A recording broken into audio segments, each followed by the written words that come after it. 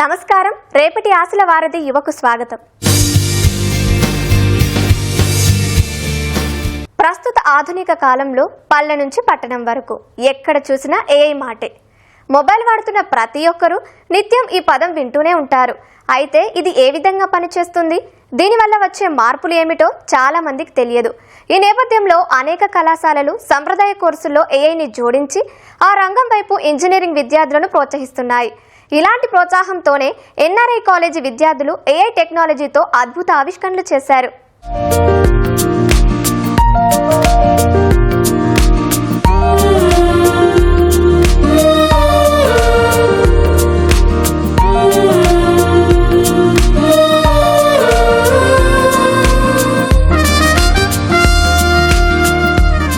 దిగ్గజ కంపెనీలు విస్తృతమైన అవకాశాలు కల్పించడంతో ప్రపంచవ్యాప్తంగా ఏఐ రంగానికి డిమాండ్ పెరుగుతోంది.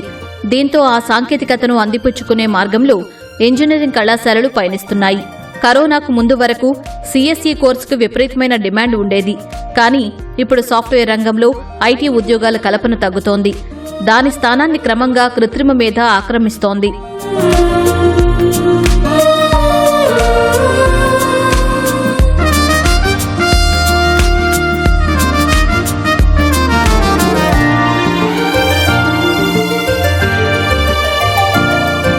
ఎంఎన్సీ కంపెనీల్లో ఈ మధ్యకాలంలో లేఆఫ్లు విపరీతంగా పెరిగిపోతుండటంతో కళాశాలల్లో సిఎస్ఈ కోర్సుకు మిషన్ లెర్నింగ్, ఏఐ సబ్జెక్టులను జోడించారు. విద్యార్థులకు కేవలం పుస్తకాల్లో ఉన్నదే బోధించకుండా ప్రాక్టికల్స్కు ఎక్కువ ప్రాధాన్యత ఇస్తున్నారు.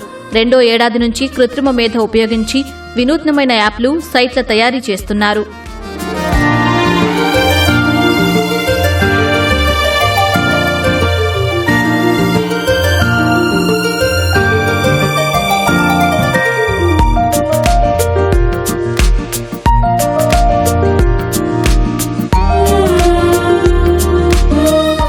ఒక డివైస్ నుంచి మరో డివైస్కు డేటా ట్రాన్స్ఫర్ చేయడానికి చాలా సమయం పడుతుంది.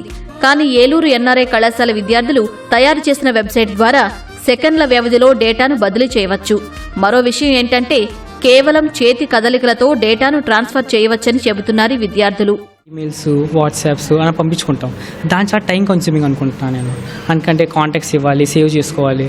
సో నేను ఒక ఎఫిషియెంట్ వే ఫైండ్ చేద్దాం అనుకున్నా. డైరెక్ట్గా మీ ల్యాప్టాప్స్లోంచి మీరు ఏమైనా కావాలనుకో జస్ట్ హ్యాండ్ జెస్టర్స్ చూపించి మీ డైరెక్ట్గా ఫైల్ ట్రాన్స్ఫర్ మీరు డైరెక్ట్ మీ ఫోన్కి పంపించుకోవచ్చు. క్యూఆర్ కోడ్ ర్యాండమ్గా జనరేట్ చేసి అది లింక్ చేసేది వెబ్సైట్కి. ఇంకా ఎవరి దగ్గర టోకెన్ ఉంటుందో వాళ్ళే యాక్సెస్ చేయగలరు. అంటే ఆ ఫొటోస్ ఎవరికి పడితే వాళ్ళకి వెళ్ళదు. జస్ట్ మీ హ్యాండ్ జెస్టర్స్ ఇస్తే డైరెక్ట్గా ఫొటోస్ వెళ్ళిపోతుంది. ఫొటోస్ అయినా, ఫైల్స్ అయినా, ఎన్ని జీబీస్ అయినా మీరు పంపించుకోవచ్చు. మనం ఆఫ్లైన్ నుంచి ఒక ఫైల్ ట్రాన్స్ఫర్ చేసే ఐడియా చాలా రేర్ పాయింట్. సో మేము దాని మీద ఎక్కువ ఫోకస్ చేసాం. ఆఫ్లైన్ అంటే ఇప్పుడు సపోజ్ మీ ఫైల్స్ ట్రాన్స్ఫర్ చేసుకోవాలి, చాలా పెద్ద డేటా ఉంటుంది. అది నెట్ యాక్సెస్తో ఉంటే ఫాస్ట్గా అవుతుంది. కొంతమందికి ఆఫ్లైన్ ఉంటే డౌన్లోడ్ వెళ్ళదు. అలాంటి వాళ్ళకి ఇది చాలా ఉపయోగపడుతుంది. రెండు డిఫరెంట్ నెట్వర్క్స్తో ఉన్నవి ఏం ప్రాబ్లం ఉండదు. కాకపోతే థింగ్ ఏంటంటే రెండు ఒకే నెట్వర్క్తో ఉంటే ఇంకా ఎఫిషియెంట్గా ఉండొచ్చు. కాకపోతే ఇక్కడ ఆఫ్లైన్కి ఒక డివైస్ ఆఫ్లైన్లో ఉన్న ప్రాబ్లం ఏమి ఉండదు. అదే మా ఒక ఎఫిషియెంట్ అంటే ప్లస్ పాయింట్. అనారోగ్య సమస్యల మీద ఆసుపత్రులకు వెళ్లినప్పుడు ఆహారం విషయంలో వైద్యులిచ్చిన డైట్ను సరైన విధానంలో పాటించరు. దీని ద్వారా ఇతర సమస్యలు వచ్చే ప్రమాదం లేకపోలేదు. అందుకే ఏఐ టెక్నాలజీతో దీర్ఘకాలిక వ్యాధిగ్రస్తుల కోసం న్యూట్రీట్రాక్ వెబ్సైట్ అభివృద్ధి చేశారు మరో విద్యార్థి బృందం. మెయిల్ చేసే క్రమంలో ప్రతిసారి లాగిన్ అవ్వడం, ఎక్కువగా టెక్స్ట్ రాయడం భారమవుతోంది. సులువుగా చేతి సిగ్నలింగ్ ద్వారా లాగిన్ అవడంతో పాటు వాయిస్ ద్వారా స్పష్టంగా అనుకున్న సబ్జెక్టు రాయవచ్చంటున్నారు ఈ విద్యార్థులు. అలా వాడటం వల్ల మెడిసిన్స్ మనకి చాలా సైడ్ ఎఫెక్ట్స్ వస్తూ ఉంటాయి అన్నమాట. ఫర్ ఎగ్జాంపుల్ మనం కిడ్నీ ప్రాబ్లం వస్తే వాటర్ ఇంటేక్ తీసుకోమని చెప్తారు, కానీ ఎంత క్వాంటిటీ తీసుకోవాలి అనేది చెప్పరు. మనం ఏ మెడిసిన్స్ తీసుకున్నా కిడ్నీకి ఎఫెక్ట్ అవుతుంది. సో మా ప్రాజెక్ట్ ఏంటి అంటే ఏ ప్రాబ్లం ఉన్నా కూడా దానికి తగ్గట్టు డైట్ ఇస్తుంది.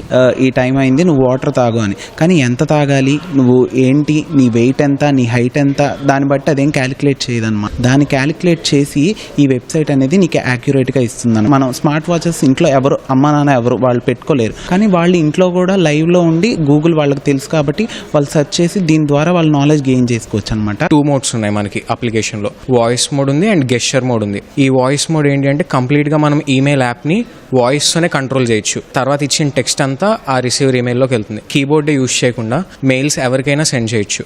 సో సింపుల్గా ఇప్పుడు నేను ఇలా ఫింగర్ చూపిస్తే అది రిసీవర్ ఈమెయిల్కి సెలెక్ట్ అవుతుంది. ఇలాగ నేను నేను వేరియస్ ఫింగర్స్కి వేరియస్ ఫంక్షన్స్ మ్యాప్ చేసుకున్నా. కళ్ళు కనపడిన వాళ్ళు, ఎల్స్ రాయలేని వాళ్ళు, తెలియని వాళ్ళు కూడా టైప్ చేయొచ్చు. ఫర్దర్గా ఈ అప్లికేషన్లో నేను లాంగ్వేజ్ ట్రాన్స్లేషన్ UI బిల్డ్ చేసి ఫర్దర్గా డిప్లాయ్మెంట్కి రెడీ చేయొచ్చు. ప్రస్తుతం చాలా కంపెనీల్లో సెన్సార్ ఉపయోగించే మిషన్లకు మెయింటెనెన్స్ జరుగుతోంది. అయితే మిషన్ బాగున్నా బాగోలేకపోయినా వాటిని విడదీసి తనిఖీ చేస్తుంటారు. దీనికి ప్రత్యామ్నాయంగా యూజింగ్ ML మోడల్ అనే కాన్సెప్ట్ను అభివృద్ధి చేశారు NRI కళాశాల ఇన్నోవేటర్స్. ఈ టెక్నాలజీని ఉపయోగిస్తే కంపెనీకి నిర్వహణ వ్యయం తగ్గుతుందని వివరించారు. కంపెనీకి కాస్ట్ అనేది తగ్గుతుంది.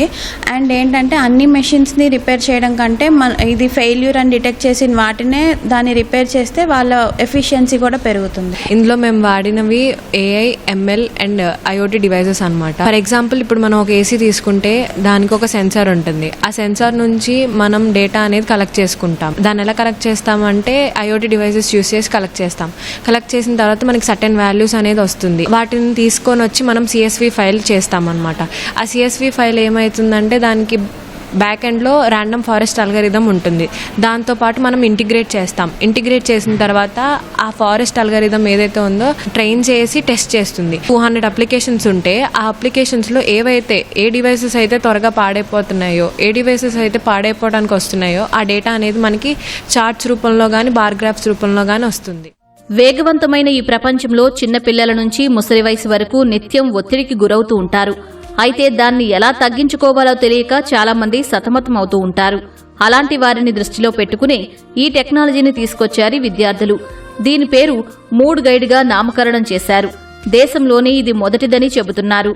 ఇప్పుడు స్టూడెంట్స్ అనేటప్పుడు ఎగ్జామ్స్కి వచ్చేసి బాగా స్ట్రెస్ ఫీల్ అవుతారు. షెడ్యూల్ చేసుకోలేకపోతారు, ఏం చదవాలి, ఎంతవరకు చదవాలి, ఎలా చదవాలి అని చెప్పేసి. మా ప్రాజెక్ట్ ఏం చేస్తుందంటే ఫేషియల్ ఎక్స్ప్రెషన్స్ని బట్టి డిటెక్ట్ చేసుకుని దాన్ని బట్టి షెడ్యూలర్ని డిసైడ్ చేస్తుంది అనమాట. వాళ్ళ ఎగ్జామ్కి ఇంకా ఎఫిషియెంట్గా ప్రిపేర్ అవ్వగలుగుతారు. ఇది ఒక రోజు మీద బేస్ అయి ఉండదు, లాంగ్ టర్మ్ పీరియడ్గా డిసైడ్ అవుతుంది.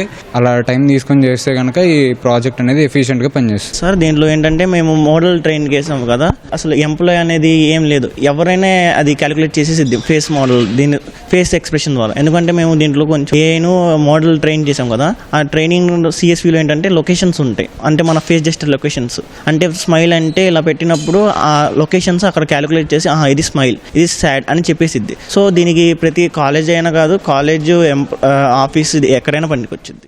ఈ తరహా ఇన్నోవేటివ్స్ ను ప్రభుత్వం ప్రోత్సహిస్తే ఇంకా ఎన్నో ఆవిష్కరణలను తయారు చేస్తామని చెబుతున్నారు విద్యార్థులు.